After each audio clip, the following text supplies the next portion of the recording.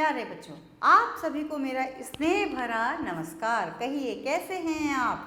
आशा करती हूँ आप सभी स्वस्थ होंगे और अपना और अपने परिवार का ध्यान रख रहे होंगे।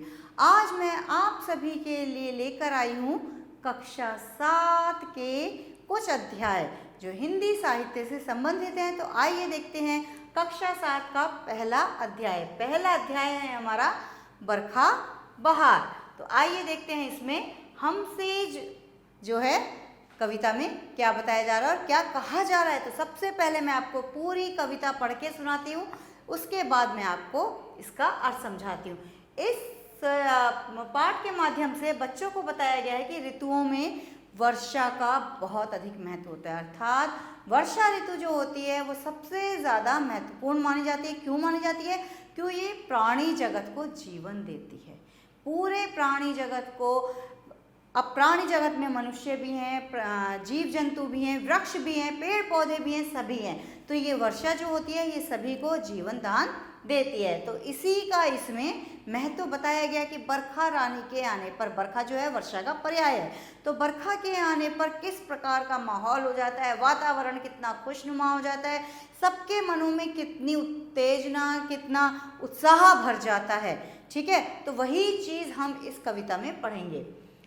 बरखा बहार सबके मन को लुभा रही है, नभ में छटा अनूठी घनघोर छा रही है, बिजली चमक रही है, बादल गरज रहे हैं, पानी बरस रहा है, झरने भी ये बहे हैं। अर्थात कवि कह रहे हैं कि जो बरखा बहार है, जो ये खूबसूरत सा वातावरण हो रहा है, बरखा रानी आ रही हैं अपनी झूमती मस्ती में लहराती हुई छम छम बूंदों के साथ, ये सबके मन को बहुत लुभा रही हैं, आकर्षित कर रही हैं और सबका मन जो है वो बारिश में नाचने का कर रहा है, मन उत्साहित हो रहा है। क्योंकि गर्मी के बाद जब बारिश होती है तो बारिश का मौसम सबको लुभाता है। नभ में छटा अनूठी घनघोर छा रही है, अर्थात आकाश में जो छटा है, जो आकाश का जो वातावरण है, सारा काली काली घटाएं छाई हुई हैं, अनोखी घटाएं हैं। और ये जो काले काले बादल है ना, ये भी बहुत खूबसूरत प्रतीत हो रहे हैं। क्योंकि उस समय का जो वो रंग है बादलों का और आकाश का रंग, काले बादल और नीला आकाश, दोनों का सामंजस्य बड़ा ही खूबसूरत लग रहा है।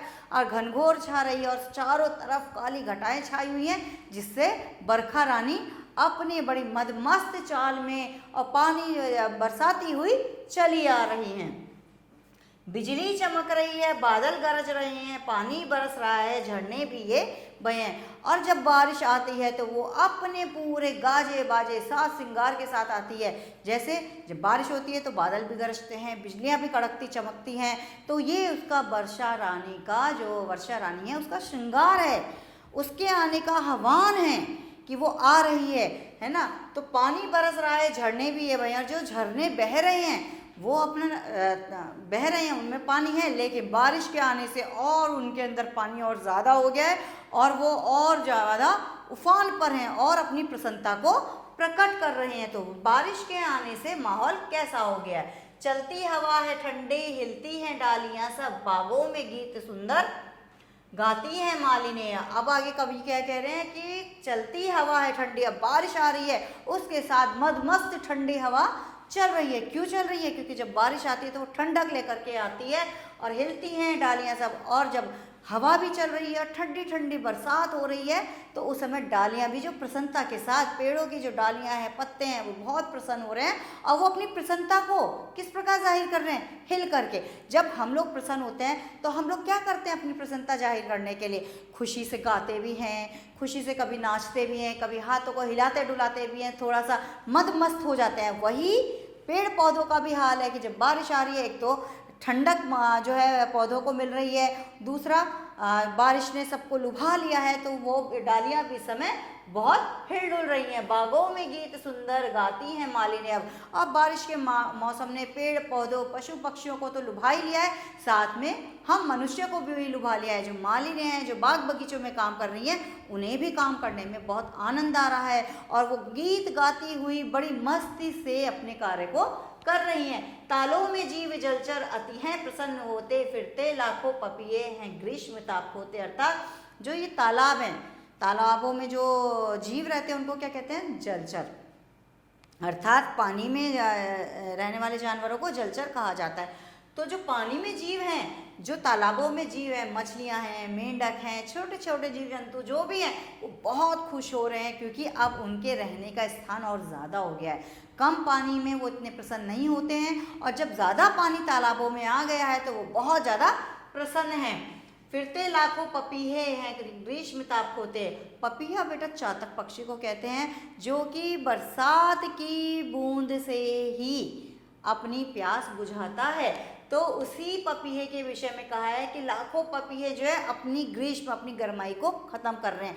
अब उनकी बारिश में प्यास बुझी है।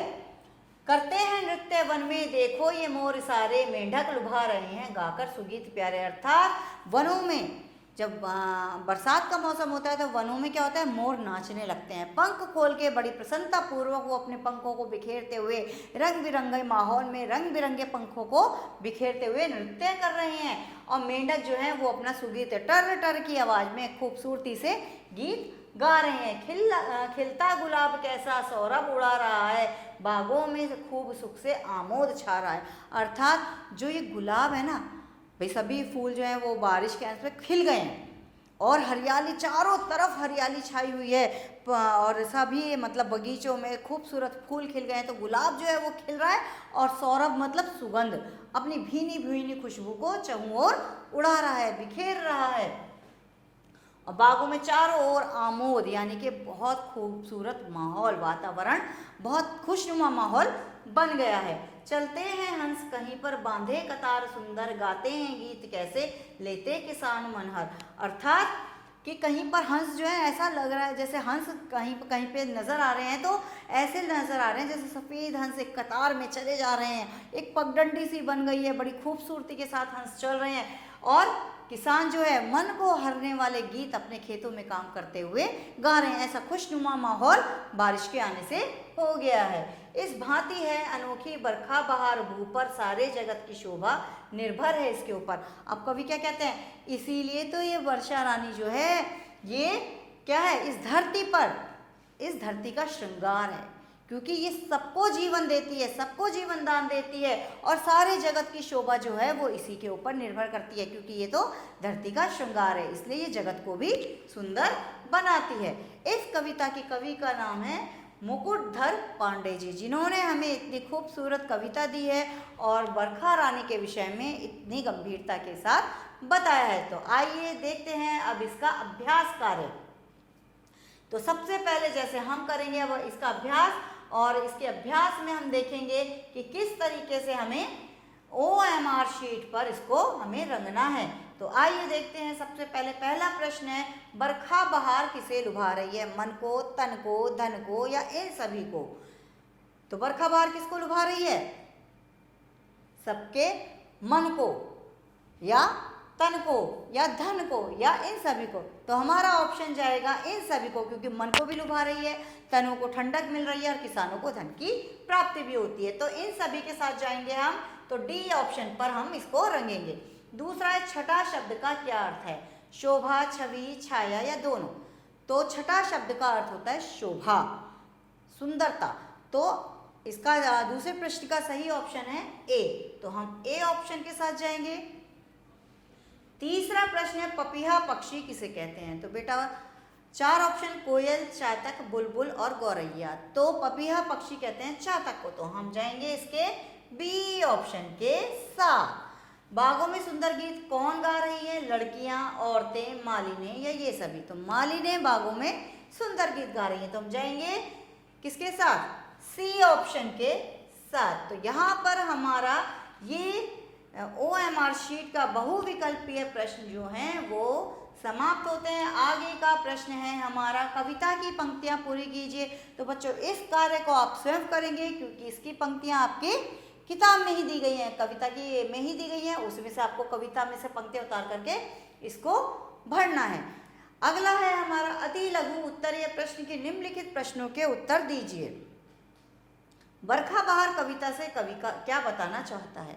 बरखा बहार कविता से कवि बताना चाहता है कि बरखा का यानी बरसात का, वर्षा का हमारी इस धरती पर कितना महत्व है, वो प्राणी जगत को कितना सुख प्रदान करती है और ये इस पृथ्वी की शोभा है। मेंढक कैसे लुभा रहे हैं? मेंढक सुगीत यानी कि सुंदर गीत गा करके लुभा रहे हैं। कविता में कौन सा रस है? कविता में श्रृंगार रस का प्रयोग किया गया है, जहाँ पर बहुत खूबसूरती से वर्षा रानी के आगमन को दर्शाया गया है और यहाँ पर दिखाया गया है कि कितनी खूबसूरत वर्षा रानी है।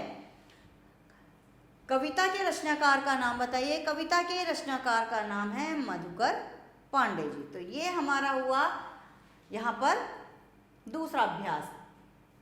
अब आते हैं हम भाषा से अभ्यास कार्य के लिए यानी कि व्याकरण से। तो दी गई पंक्तियों को अन्वय में बदलिए। अन्वय का अर्थ होता है बेटा जो कविता की पंक्तियां हैं उन्हें केवल आपको वाक्य में लिखना है। बागों में गीत सुंदर गाती है मालिनी अब, अर्थात बागों में अब सुंदर मालिनी गीत गा रही हैं। करते हैं नृत्य वन में देखो ये मोर सारे, जो मोर जो हैं वो मोर वन में सारे मोर वन में नृत्य कर रहे हैं। मेंढक लुभा रही हैं गाकर सुगीत प्यारे, मेंढक सुंदर गीत गा करके सबको आकर्षित कर रहे हैं। चलते हैं हंस कहीं पर बांधे कतार सुंदर, और कहीं कहीं पर हंस कतार में बंधे हुए चले जा रहे हैं। सारे जगत की शोभा निर्भर है उसके ऊपर, और सारे संसार की जो सुंदरता है वो बरसात के ऊपर ही निर्भर है, यानी बरखा या वर्षा के ऊपर ही निर्भर है। दिए गए शब्दों के तद्भव शब्द लिखने हैं। तद्भव बेटा जितने भी ये शब्द दिए गए हैं ये तत्सम शब्द है। तत्सम शब्द वो होते हैं जो संस्कृत भाषा से लिए जाते हैं। संस्कृत भाषा से हिंदी भाषा में उनका प्रयोग वैसा ही होता है जैसे संस्कृत भाषा में होता है, लेकिन कुछ शब्द जो होते हैं संस्कृत भाषा से हिंदी भाषा में जब प्रयोग किए जाते हैं तो उन शब्दों में परिवर्तन आ जाता है, और उन परिवर्तन को ही हम क्या कहते हैं? तद्भव शब्द, यानी शुद्ध या अशुद्ध शब्द। तो यहाँ पर हमारे सारे तत्सम शब्द है। अब हमें इनके तद्भव शब्द लिखने हैं, जैसे हस्त अर्थात हाथ, क्षेत्र खेत, ग्रह घर, पूर्ण पूरा, उच्च ऊंचा, रात्रि रात, पितृ पिता, घृत घी, वर्ष साल। ठीक है, तो ये हैं हमारे सारे तद्भव शब्द। अब आते हैं हम अपने अगले अभ्यास पर कि वाक्य में आए रंगीन शब्द संज्ञा के कौन से भेद के अंतर्गत आते हैं, लिखिए। तो तालाबों में जीव जलचर अति हैं प्रसन्न होते। जीव और जलचर ये एक जाति की ओर संकेत कर रहा है, तो यहाँ पर आएगा हमारा जातिवाचक संज्ञा। मैंने श्रीमद् भगवत गीता नामक पुस्तक पढ़ी है। तो श्रीमद् भगवत गीता ये एक वस्तु है कि तो ये आएगा हमारा व्यक्तिवाचक संज्ञा में, अर्थात कोई भी पुस्तक जैसे चाहे गीता, महाभारत, रामायण, बाइबल जो भी आता है ये आता है व्यक्तिवाचक संज्ञा में। बुढ़ापे में शरीर की शक्ति क्षीण हो जाती है। बुढ़ापा ये हमारे शरीर के भाव को दर्शा रहा है कि हमारा शरीर बुढ़ापे की तरफ जा रहा है। तो यहाँ पर हमारा क्या है? भाववाचक संज्ञा। चलते हैं हंस कहीं पर बांधे कतार सुनकर, अर्थात हंसों की जाति को इंगित किया जा रहा है कि हंस की जो एक जाति है, जैसे पुष्प की एक जाति होती है ऐसी हंस की भी एक जाति है। तो यहाँ पर हमारा जातिवाचक संज्ञा। सैनिकों ने शत्रु के छक्के छुड़ा दिए, अर्थात सैनिकों ने, ये सैनिकों की जाति को इंगित कर रहा है, तो ये भी जातिवाचक संज्ञा होगा। अगर यहाँ पर एक सेंटेंस ये होता कि सैनिकों की टोली ने, तो ये जो टोली शब्द था ये हमारा समूहवाचक संज्ञा में आ जाता, लेकिन सैनिकों शब्द ये एक जाति को प्रदर्शित कर रहा है, जाति को दर्शा रहा है, तो यहाँ पर आएगा आपका सैनिकों की जातिवाचक संज्ञा। गीता महाभारत का ही एक अंश है। महाभारत हमारी एक जो है ग्रंथ का नाम है, तो कोई भी पुस्तक हमारी ऐसी है तो उसका जो होगा वो आएगा व्यक्तिवाचक संज्ञा, अर्थात महाभारत, गीता, रामायण, बाइबल, कुरान, कोई भी पुस्तक है या आपकी अपनी पाठ्य पुस्तक भी है तो वो भी किस में आएगी? वो भी व्यक्तिवाचक संज्ञा में आएगी। तो इसके बाद हमारा आता है अगला अभ्यास। दिए गए शब्दों से शब्द परिवार की रचना कीजिए। लुभा, जैसे अब हमें यहाँ पर एक शब्द दिया गया है लुभा, लुभाता, लुभाना, लुभावना। अब इन्हीं शब्दों को हमें इसी प्रकार से एक परिवार बनाना है इनका, तो कैसे बनाएंगे? जैसे गरज, गरजता, गरजना, गरजाना। हिल, हिलाता, हिलाना, हिलवाना। खिल, खिलाता या खिलता, खिलाता या खिलाना और खिलवाना।